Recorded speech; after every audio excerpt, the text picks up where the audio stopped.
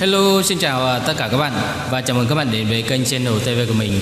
Thì video lần này mình sẽ tiếp tục chia sẻ cho các bạn là cách sử dụng một cái phần mềm để chúng ta hỗ trợ khi mà livestream có rất là nhiều cái hiệu ứng khác nhau.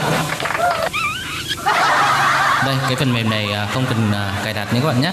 Thì video lần trước mình đã hướng dẫn cho các bạn cách cũng có một cái phần mềm rất là hay ở trên máy tính, đó là cái HelloCam. HelloCam thì chúng ta phải cài đặt nhé các bạn.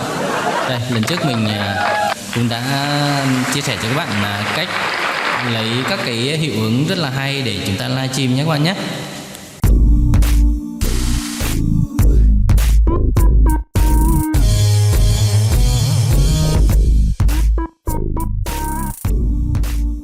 Thì video lần này mình chia sẻ cho các bạn một cái ứng dụng tiếp, đó là cái phần mềm Funny 1.0 nhé các bạn nhé.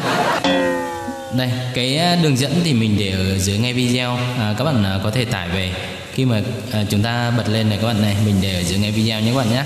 Đây, cái đường dẫn thì mình để ở dưới này, các bạn có thể kích vào thì có một cái thư mục Google Drive thì chúng ta tải về nhé các bạn nhé. Sau khi chúng ta tải về thì chúng ta có thể giải nén ra, và khi mà chúng ta bật lên này các bạn này, khi mà chúng ta livestream nhé các bạn nhé. Ví dụ như ở đây, sau đây mình sẽ thử cho các bạn một bài hát được mang tên Tình Thương Phu Thê. Đấy, ví dụ như thế nhé các bạn nhé. Đây, cái này không cần cài đặt cho nên là các bạn sử dụng rất là dễ thôi.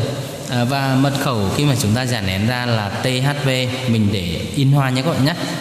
Rất là hay.